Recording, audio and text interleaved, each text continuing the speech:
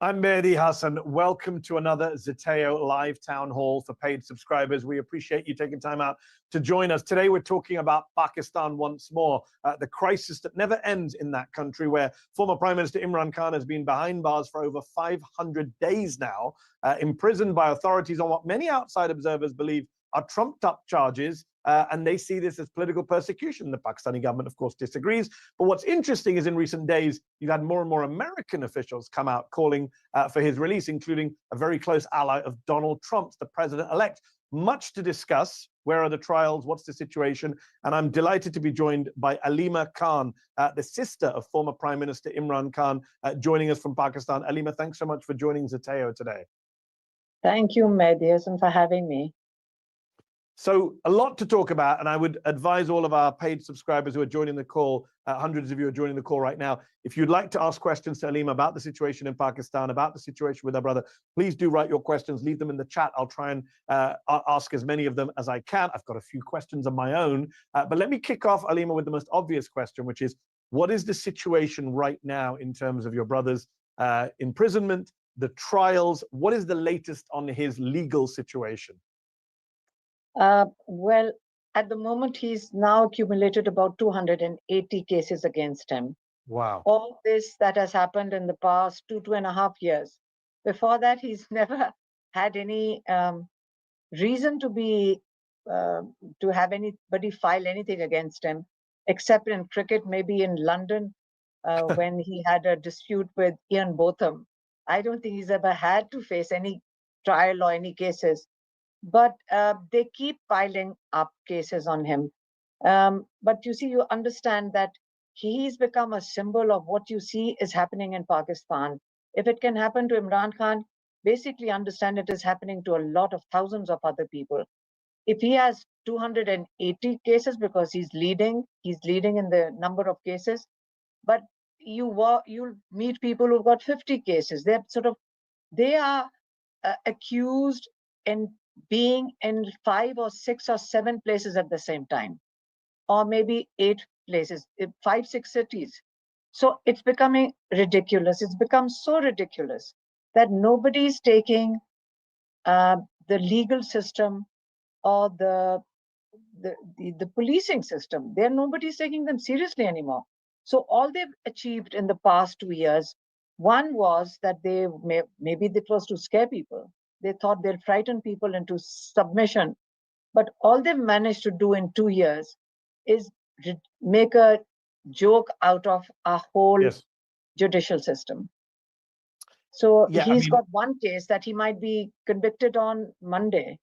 His trial has ended in one of the Al-Qadir, which is a charity it's a charity college that they set up for, basically, I think there are about 200 plus students over there. And he's facing that case that maybe he favored somebody who donated this college to him. So basically, one of what we heard the prosecution say day before yesterday in court, in front of the judge, was that it's a conflict of interest. A prime minister in office should not be setting up a charity institution. So that was a new thing. Our lawyer was shocked. He says, "You're serious? You're saying that he cannot set up a charity institution while he's in office? It's a conflict of interest." To use the word conflict of interest. This is how bizarre it is. So clearly you and the family and his lawyers and the PTI, his political party, believe he is being targeted, right? These are not legitimate cases. And it does seem like the judiciary has become a bit of a joke from an outside perspective when you see him being prosecuted for apparently an illegal divorce in which his wife's menstrual cycles are introduced as evidence, bizarrely. So it is a bit of a laughingstock for those of us who live abroad, for sure. But it's not just him who's been targeted. You and your sister, I believe, were also arrested in October and put behind bars. How long were you behind bars and what were you arrested for? We are one of the, like 3 weeks is very little to go behind, to be in jail. There are women, older women, 70 plus women. There are students who are 18, 19-year-old in military custody. My nephew is been in military custody for the past 1 year and 5 months. My brother's in jail for 503 days now. So, and there are hundreds and hundreds of cases. It is so, and without any trial. It's not that at least the trial should have started. There are no trials. They're just sitting in jail waiting for a trial, because the trial, if they started the 9th May trial, which was a false flag operation, there is no evidence, because Imran Khan has said many times, set up a judicial commission, have an inquiry, produce the CCTV footage, and convict whoever was responsible for burning a few buildings. But 10,000 people arrested. Yeah. 10,000 people arrested for 5 buildings. What did they arrest you for? They didn't tell. No, oh yeah, sorry. My sister and I were standing over there. There was no, the protest hadn't even started. We were standing on the roadside. So they came and arrested us. So the charges on my sister and myself are that we were most probably making a bomb, and we were going to blow up the National Assembly. Yes, yes. Do you know how to make a bomb? I told them, I said, we must have been making it in our kitchen. Like where were we going to make it, in the kitchen? Or maybe there's an internet which gives you recipes for that. It is that ridiculous. Oh, and a megaphone. Like we had a megaphone in our hands. We were on camera when we were arrested. Somebody was taking a video. So they said we had a megaphone. So if I tell them, no, I didn't have a megaphone, who's going to believe me? Even with video evidence. So we've got some questions coming through from our subscribers in the chat. And if you do want to ask a question to Aleema Khan, please do write it in the Q&A, and we will try and ask as many as we can. We've got a lot of you waiting. Iftikhar Saraf asks, Aleema, how are you and your sisters coping with all of this stress? Actually, Allah helps. When you are working for a bigger cause, as Imran Khan says, do you know how many times I'll tell you what the stress was. When we saw 200 cases in front of him, the offers that were coming in at that time: leave the country for 3 years, 2 years, 6 months, stay shut up for 6 months. And we thought, so these cases were never supposed to run this long. But Imran Khan turned around and said, I'm going to face each and every case, and I'm going to clear my name. Now all the cases are coming to an end. So what we have, we've been going into jail court, which is Adiala jail. Well, maybe even all of us, we sit there through his case. That's about 250 or 300 days inside the jail also. Please do not forget that. You tweeted earlier this month on December the 2nd that for the first time, you and your family members were not allowed into the jail court for the first time. Why was that? I think that was because it was right after the massacre, the Islamabad. We were there. The protests that were cracked down on in November, the PTI protests. It was the 26th of November when Islamabad, the protesters, we were part of the protest. My sister's 14, 15-year-old granddaughter was with us. Like, you don't take children to a protest thinking there's going to be live bullets firing. Yes, we understand tear gas. We even understand rubber bullets, because that became a norm since a few years, because we are used to piles and piles of rubber bullets and tear gas shells being fired into protesters, even if they're not doing anything. But live ammunition, people sitting on top of buildings, and sniper fire, we saw the wounded. We saw the people who fell. There were bodies lying that the people couldn't pick up because there would be more sniper fire. They were injured. There were people who with bullet wounds that we saw. They were bandaged and they came. How many were there, by the way? Because the Sharif government, of course, claims that the security personnel were not firing live bullets. They claim that you're exaggerating the number of people who were killed or injured. What do you believe happened on that day in terms of the casualty numbers? You see, the problem with the government and with everybody is they're so outdated.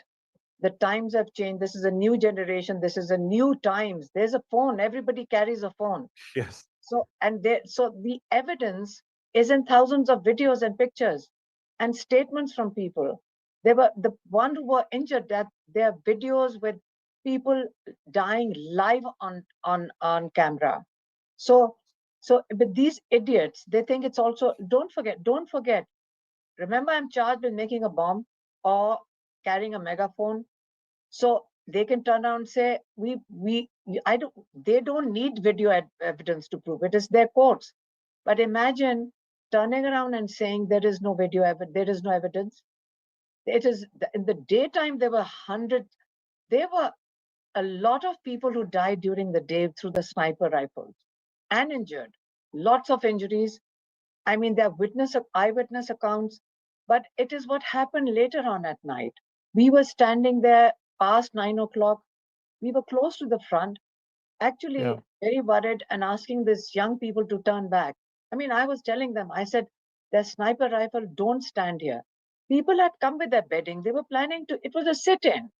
So Yes. when you come with your bedding, and they were preparing to go to sleep on the green belt. There's a green belt between the service lane and the main road. It's a big avenue.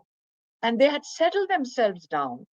So then you do a massive operation at night. You turn off. It was pitch black. We were standing there.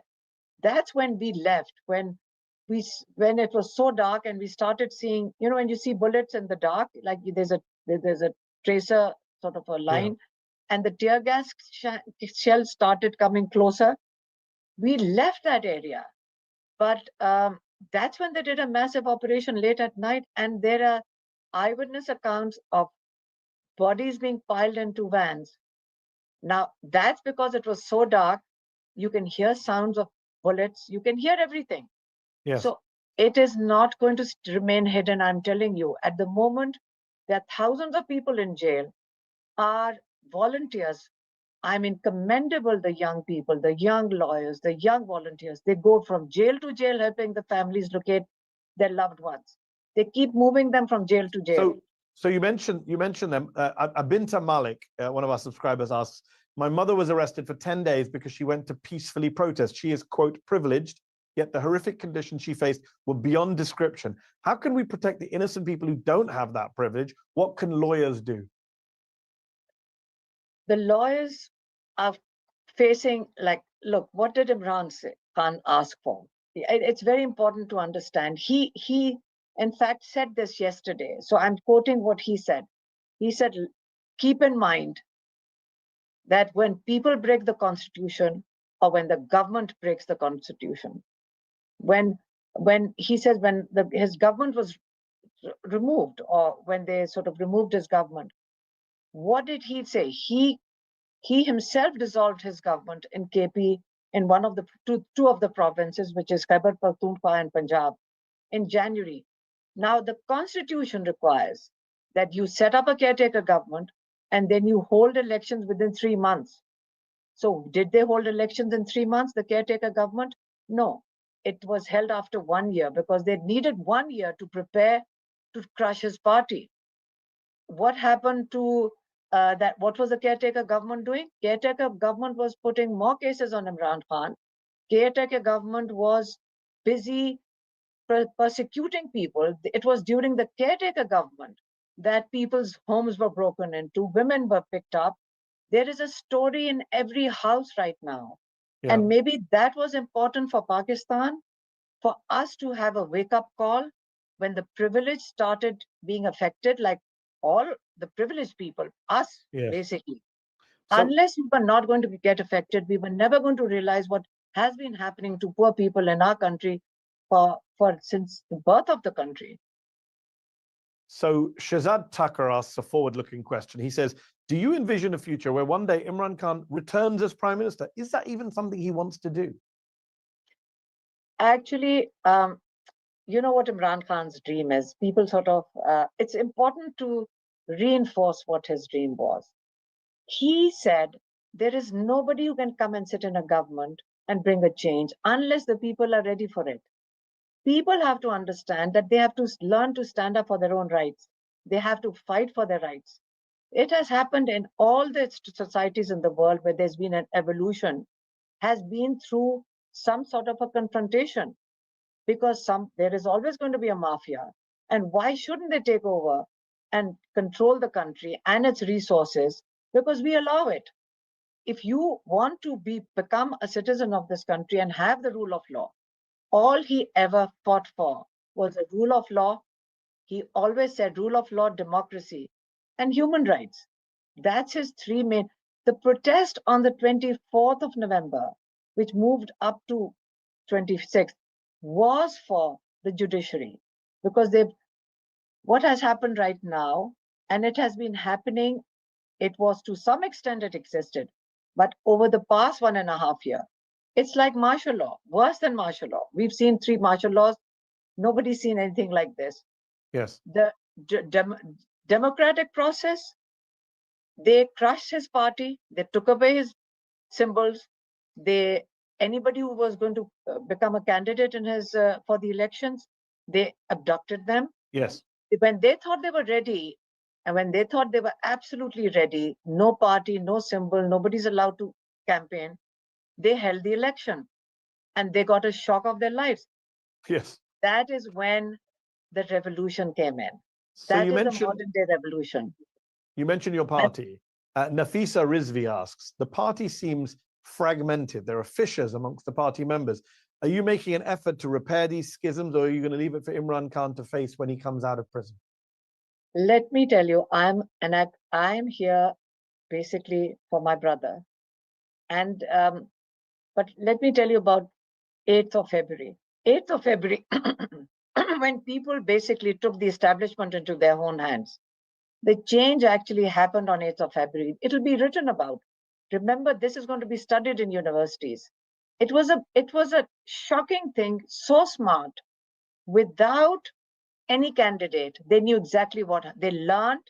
They basically sabotaged the efforts of the establishment.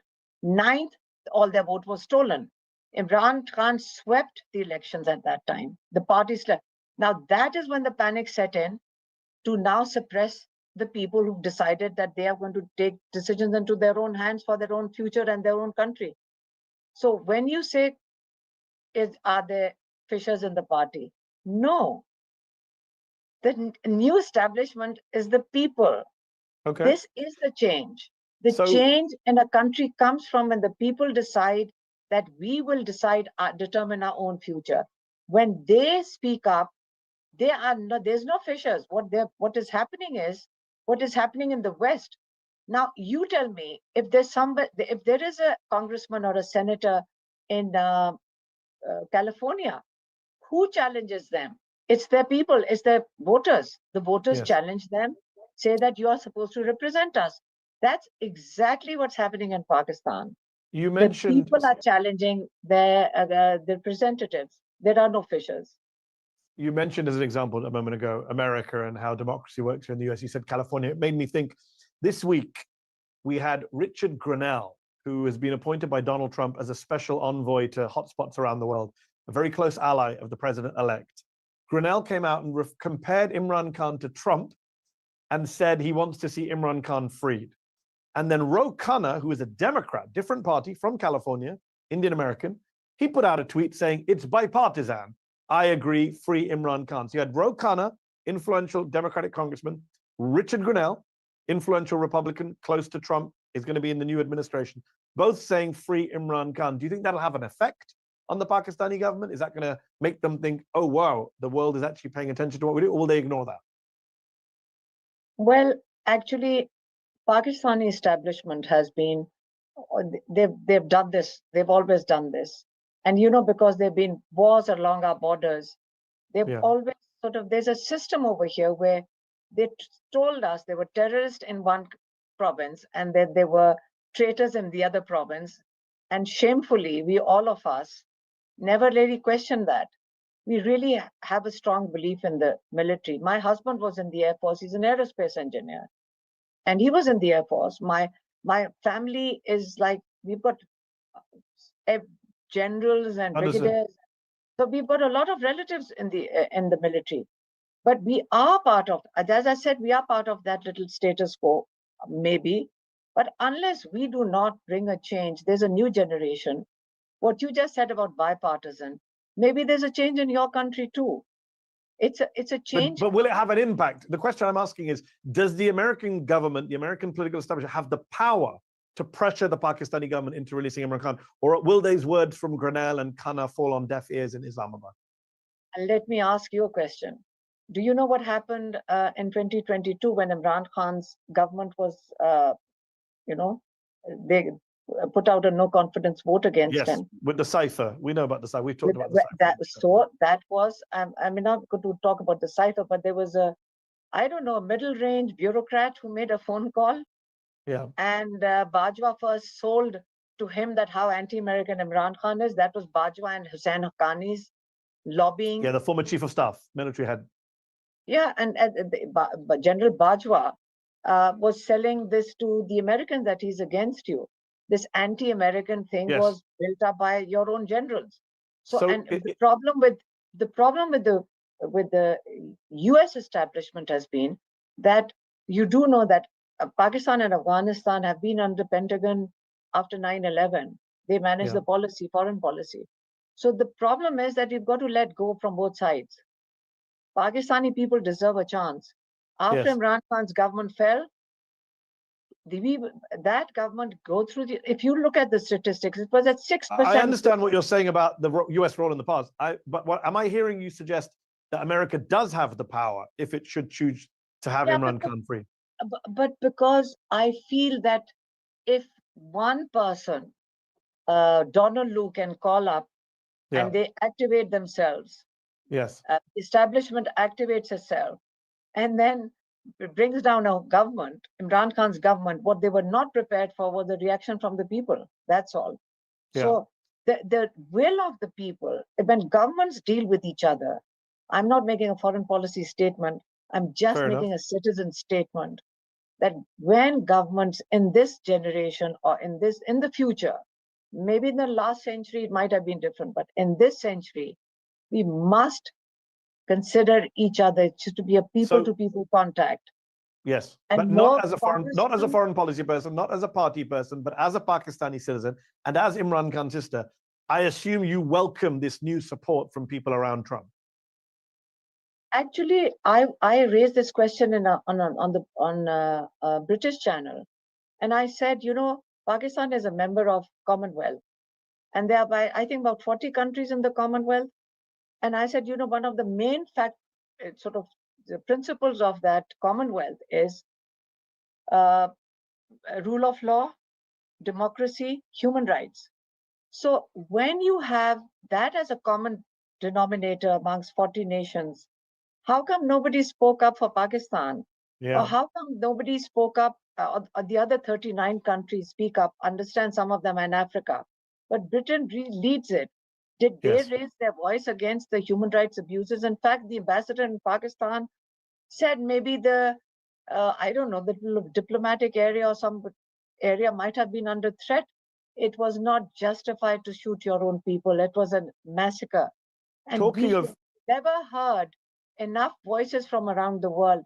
If people champion human rights, how can you stole the mandate, subjugated the judiciary, then the human rights abuses are galore over here right now. In fact, while I'm speaking to you, if I take Bajwa's name, or if I say I might be arrested the next day, I have a backpack ready to go back to jail. People don't fear jail. What they fear is abduction and missing. And there are a lot of people who are still getting abducted, apart from the bodies that can't be found. So you mentioned sorry. No, you mentioned a moment ago about the Commonwealth not speaking up, UK. What about in terms of Pakistanis not speaking up? Sohaib Ahmed, one of our subscribers, asked a question in the chat. He says, Pakistanis have been brought up listening to religious scholars giving sermons about bravery, referencing examples of Hazrat Hamza, Hazrat Ali, Imam Hussein. Is your brother disappointed that most of them couldn't find a drop of that bravery to call out the oppression of Pakistanis? Not really. A lot of countries are going through the same situation as we are. But we are very proud of Pakistanis. Very smart, very intelligent, very wise. The way they came and voted on the 8th of February. Now that, if you don't think, you see, the problem is because it's so silent, you don't realize it was a revolution. It was a revolution where people got up and said, we do not want this system of tyranny. Now what you're seeing is because we've been part of it. It's very exciting, actually. On one side, there is suppression, but then Imran Khan, then you just said Karbala, or you talk about situations in the past, in the world, you still talk about them. inshallah, one day they will talk about this period in Pakistan. And inshallah, Pakistanis will come out. After 9th May, people were shocked. They were, anybody could be picked up. It was the first time in major cities. And there was a lot of fear for many months. People were threatened on the telephone. I mean, it was really bad. Now there's no fear. I'm telling you, there's no fear. Wow. There is no fear. After that date, after that 26th, there's no fear.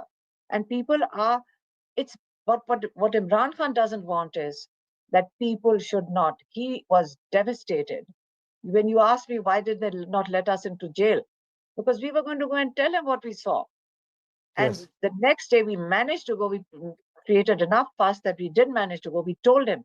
He was so devastated. He's still so affected by it. Everybody knows that. Maybe that's why they killed so many people, thinking that Imran Khan would never allow this to happen again. But he's already taken his mission overseas. So a lot of questions from subscribers about what's happening behind the scenes. Ashra Sayed asks, what's your take on the different messages coming out from PTI leadership after they meet with Imran Khan? It's hard to trust the party leadership. He says many seem to have been infiltrated by the military establishment. Nayar Islam says, Aleema, as far as you know, is there any truth that's going on social media that Imran Khan is being contacted by the military to negotiate a deal? Actually, throughout this 1.5 years, there have been different messaging that come to us. As I said, we heard 3 years, he should go away for 3 years. Why would he go away for 3 years? This is my country. Because this has been the pattern with all the other parties, but they had to leave because they had to save their looted money, their corrupt money. That's why they had to leave. They have to protect that. But what he faced all his cases, they were not prepared for that. That's what he's done. You do need to have, you have to be Imran Khan, his faith in Allah. And then they started telling us, we did get messages which said he'll be eliminated in a couple of months. We have received several such messages. And one day I went and told him, I said, we have faith in Allah, but we worry. I mean, this is what, now they want to eliminate you in jail. He said, well, never say that again. You are weak of faith if you say that.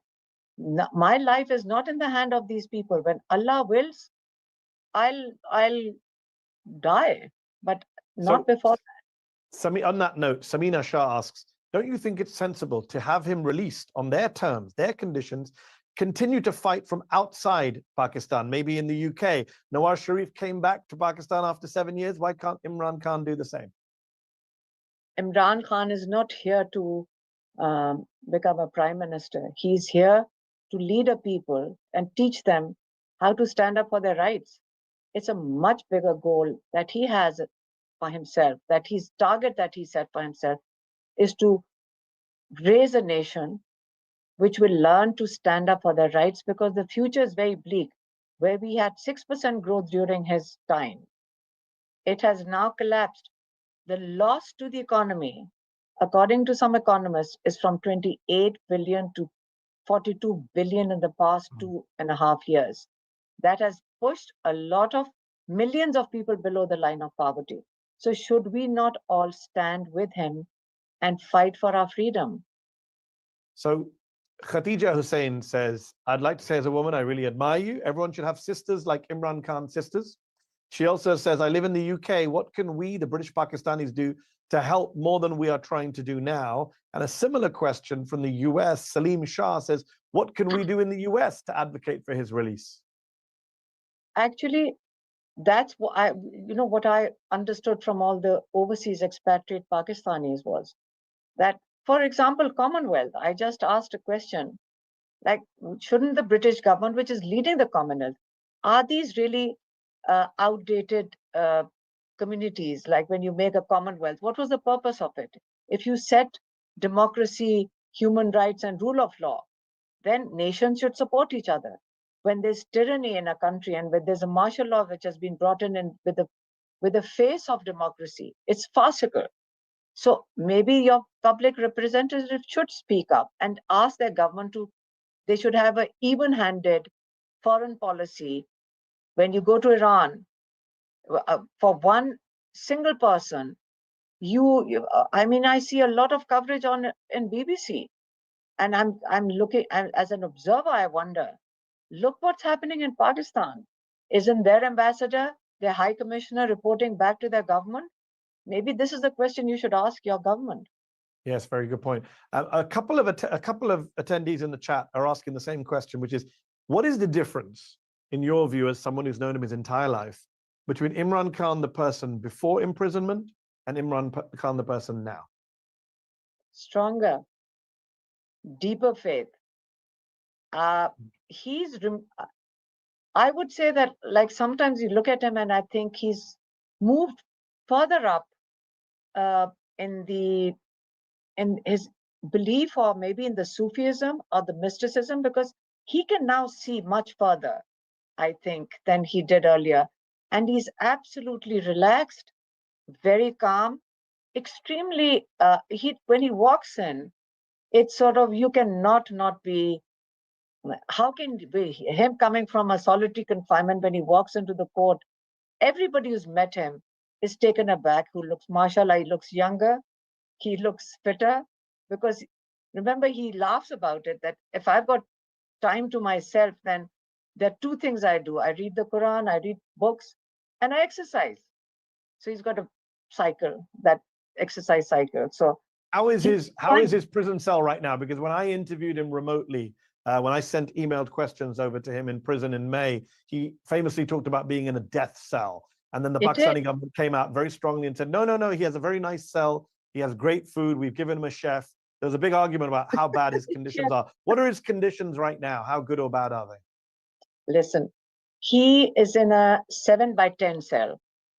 Normally they say it's 8x10, but we were in a similar cell when we were in the other jail. So I made sure I measured it. It's not exactly 8 width. It's about 7.5. It's a small cell. So it has bars on its doors, and the gallery outside has an open top. So he just talked about it. He was just mentioning it, and I came out and mentioned it. He didn't say talk about it. We were just having a conversation. He said, it gets really cold by about Fajr time, that I get really cold because there's a cold draft that comes from below and above the plastic sheet they have in front of the bars. And I just mentioned it outside. People have that. I have had to sit and explain to people, no, it's okay. We don't talk about it. People get very upset. But he has a chef. What they do is, in jail, what happens is, you can hire another jail, like a prisoner. So he's hired somebody who cooks for him. Because of security reasons, we never give him any food, not a single, I don't know, not even a single nut, because they'll turn around and say something happened to him because we gave food from home. So it is the jail authorities buy for him, and they're 100% responsible. His food is cooked separately, but he's not that fussy about food in any case. We are running out of time. Before we wrap up, and I want to thank everyone in the chat. We've taken about a dozen questions already. There are dozens and dozens of more questions I see in the Q&A. Sadly, we can't take them all, but we appreciate your questions. Muhammad Malik asks, though, a news story this week. Salman Ahmed from Junoon is a celebrity supporter and was a worker and member of PTI. There was all these stories about him apparently criticizing your family. The PTI officials have fired him from the party this week. Muhammad Malik is asking, Aleema, do you agree with this decision? Actually, things are very sensitive since the 26th of November. So emotions are running high. It's part of what's happening right now, but it's going to happen. There are going to be more incidences like that. There's blame game. Imran Khan told us another thing when we were in jail, and I'll pass on this few pearls of wisdom. He said, when we lost a match and I came back to the dressing room, I tell you, I never did a briefing, because that is the worst time to do a briefing, because that's when everybody's blaming each other. So stay away till everybody calms down, and then I would have a briefing. So that's a little nugget of wisdom for people to understand, that it's a very traumatic time. People are devastated with the massacre of Islamabad. It's a massacre. People are missing. We don't know. Maybe there are hundreds missing. But you haven't taken a public stand on what happened to Salman Ahmed? No.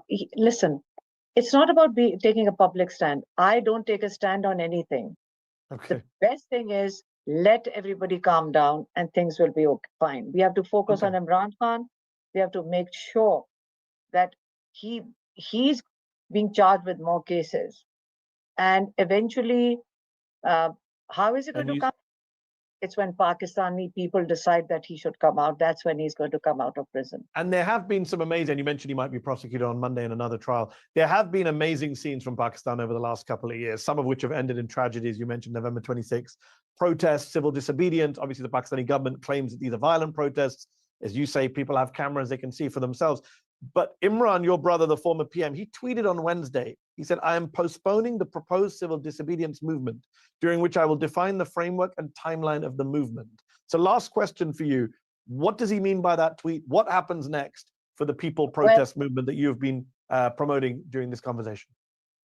Well, what has happened is that was a few days ago, because what happens is the establishment, this is their standard operation. You know, I get messages saying, why don't you stay quiet for 10 days from wherever it comes from? You know, these are like, there's this invisible people that send messages, or sometimes, why don't you tone down what you say? I said, I don't say anything. I only say what Imran Khan gives me a message.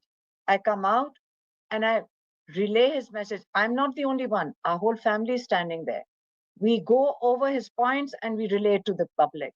So they ask, why don't you tone it down? There is nothing to tone down. Whatever Imran Khan says, we will bring out. One. Secondly, yesterday, Imran Khan clearly stated that, yes, I've given a few days. And what was he delaying it for? He said, 2-point agenda. Set up a judicial commission to inquire on the 9th of May incident and on the 26th of November. One is to set up judicial commission under the 3 Supreme Court judges. Secondly, is free the illegally jailed supporters and workers. 2 demands. There is no indication, there is no indication in reverse, and all they want is for him to not do this. He gave a call yesterday and said on Sunday, if these demands are not met, the non-cooperative movement, which is basically, he's appeal to the overseas Pakistanis not to send their dollars to Pakistan. Yes, the remittances. Already going to start remittances. Yeah.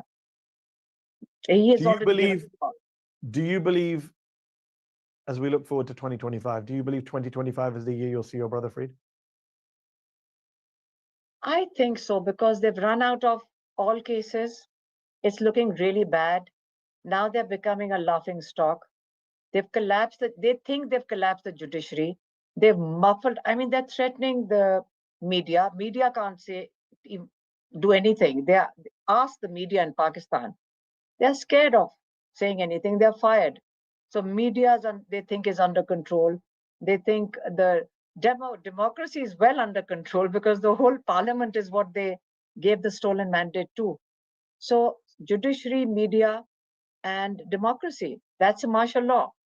So if they think in this modern day, with half of Pakistan's population, which is in that not even past their 20s, you know that, 100 million young people looking at the future in Pakistan, which is so dark, with a collapsing economy, it's not sustainable. It's as simple as that.